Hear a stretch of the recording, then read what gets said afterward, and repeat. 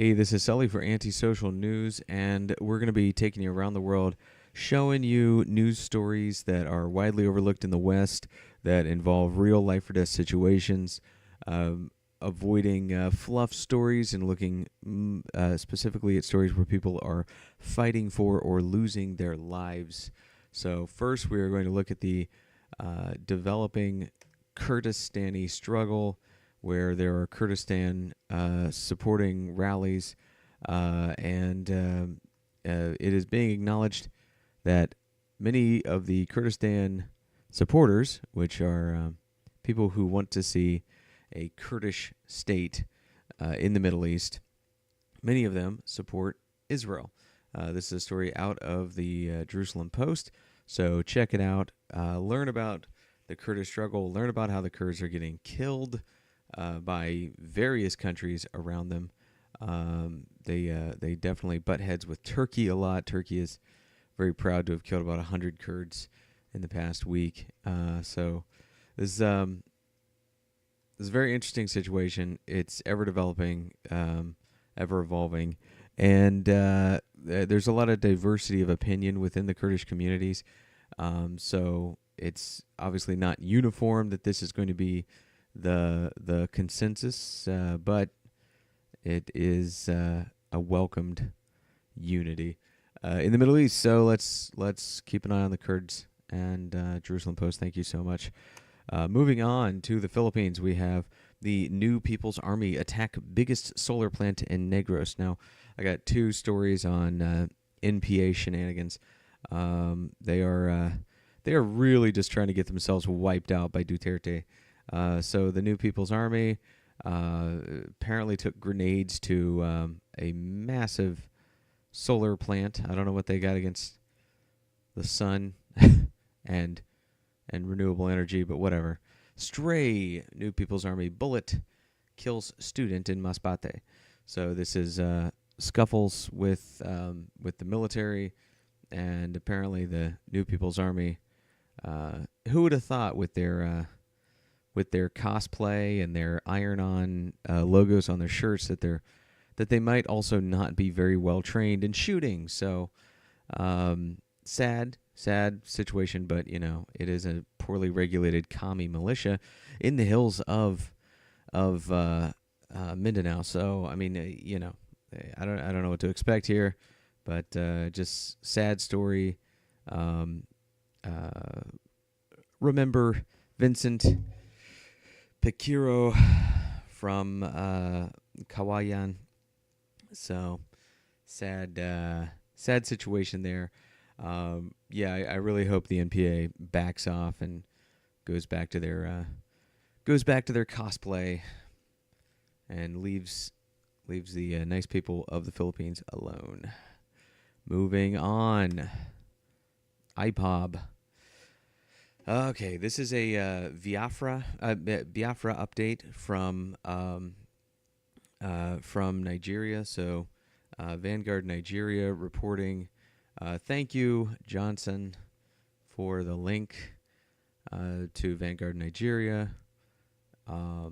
Covers indigenous and inter-country news in Nigeria here. Very detailed, a lot of sources. So I encourage everyone to take a look at these stories if you're interested to see what's going on with IPOB. Basically, the indigenous peoples of Biafra and its leadership worldwide, under the leadership of Mazi Nnamdi Kanu, has been described as illegal and unconstitutional, and alleged declaration by Nigerian army that it is a terrorist group. Has described. Okay, yeah, they were right there. IPOB in a statement. So yeah, this is in reaction to what we read Friday. So check that out, where Biafra, the IPOB, was listed as a terrorist organization by the Nigerian government. So IPOB is standing up to those allegations. There is sheesh. Well, here's another one that's not in the list. I'll have to add this one. Army police planted bombs in Mazi Nnamdi Kanu's house. This is from IPOB, so I suppose for the sake of journalism, you should try to take this with a grain of salt since it's coming directly from the group that was just called a terrorist organization. But it's worth documenting here. This will be in the link list, and we also have the police arresting 59 members over the weekend. So, well, actually, no, that they just did that. Yeah. So 59 members say members will be tried as terrorists. They're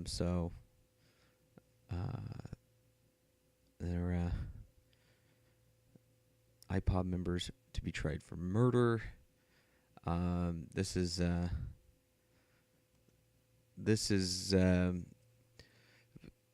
if it is true that these are basically just a racial subgroup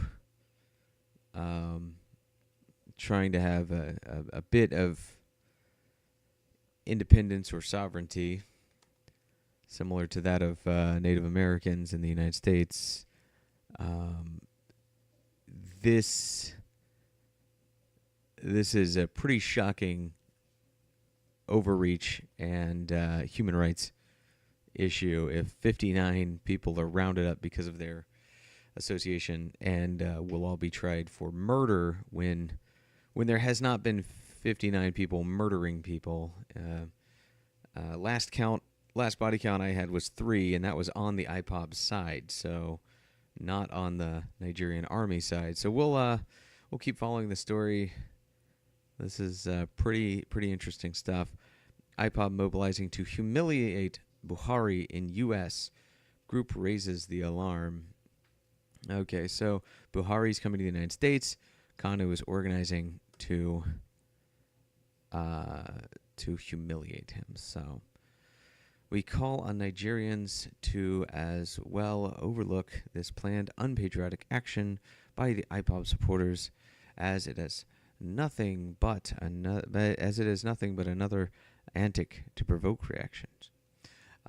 So basically, they're trying to look to publicly troll Buhari as he speaks at the United Nations with protests, and that is good. I like seeing peaceful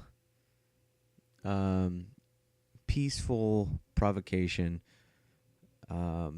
encouraging change. So let's hope to see a peaceful resolution in this situation and keep an eye on it.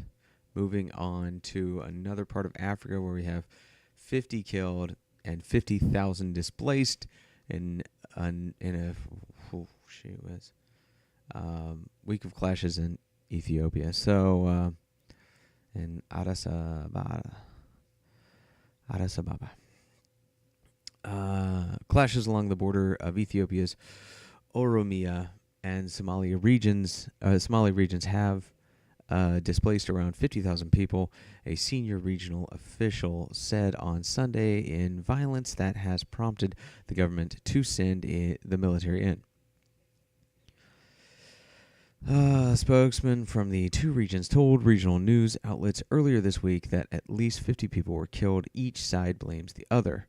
Lema Magersa, president of Oromia province, told journalists on Sunday it is not just deaths that occurred. More than 50,000 people were displaced from their homes. Those responsible should also be held to account, he said. He did not give a death toll. So unrest in 2015 and 16, to a lesser extent, in other regions, in Oromia and to a lesser extent in other regions, killed 669 people, according to Parliament mandated investigation. So this is a serious conflict in Ethiopia. A lot of human life at risk. Actual active shooting conflict unlike what we're seeing in Nigeria, which is still primarily rhetorical. But this is a very serious situation. A lot of people getting killed. And this is, of course, in some of the areas that are affected by the largest man-made famine, which is affecting East Africa, North Africa, some of the surrounding countries of Ethiopia. So keep an eye on this situation. We'll be trying to cover it. This is from africanews.com. Thank you for the story. And sort of a layers upon layers, or a lighten up link, if you will. I found an interesting piece on cdc.gov. I was curious to see stats on what kills us here in the United States of America. I spent the weekend with the rallies out here in D.C. There was quite a few demonstrations, and one of them was the mother of all rallies, Trump rally, and then another was the Juggalo March. So check out antisocialnews.com. We have exclusive content on our Facebook page, pictures and video of the events. Also, there are pictures and video on the YouTube, so check that out. It's very interesting stuff. And of course, I've been very sick of people basically doing vast clumpings of the groups and fear mongering about this, that, and the other. And I thought, you know what? Let me just show people what actually causes death in the United States of America, in the first world. What actually kills us? We kill each other. We kill ourselves. So, heart disease. A lot of that is complications of diet. Let's see what else. Accidents. Number 4 on the list, accidents. Okay. And then all the way down here, we have all other causes. But these are all medical stuff.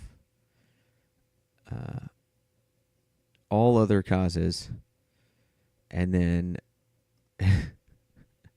see, these are all medical issues. I'm sorry, except for this one. Intentional self-harm. So we got number 4, you accidentally kill yourself. 10, you intentionally kill yourself. Those are on the list. And then down here we have all other causes. Now this is where all the scary stuff that people are actually afraid of is down here in all other causes. So whether it's from less scary diseases or what, but and murder and all that stuff, that's down here below number 15th on the list of what kills us. So just keep in mind, if you're afraid, no matter what you're afraid of politically, if you're afraid of Republicans, Democrats, alt-right, Antifa, no matter what, none of them are going to kill you as much as you are going to kill yourself. So be afraid of yourself. Be afraid of eating poorly and getting heart disease. That's the number one thing you need to worry about, is really your DNA, your genetics, what could lead to problems of heart disease. So I think that puts everything in perspective. So with this body count report, I want to say check out our YouTube and our Facebook and our Twitter, and keep everything in perspective at all times. The world is an awesome place to live in. We don't need to live in fear of each other. We just need to be aware and support transparency, support freedom of speech. And with that, I'm going to end this body count report. Cheers.